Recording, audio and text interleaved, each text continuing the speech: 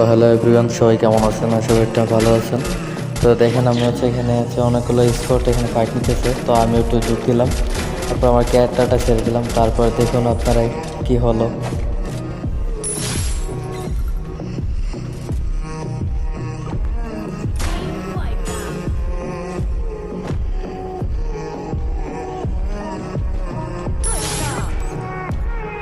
পরপর 3টা কিল এখানে আমি পেয়ে গেলাম।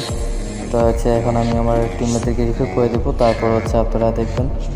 এবং কীভাবে আরেকটাভাবে আপনার স্পট আরেকটা খেয়ে দিচ্ছি এরকমভাবে এই ক্যারেক্টার অন করে। ক্যারেক্টারটা অনেকটাই শক্তিশালী, আপনারা দেখেন।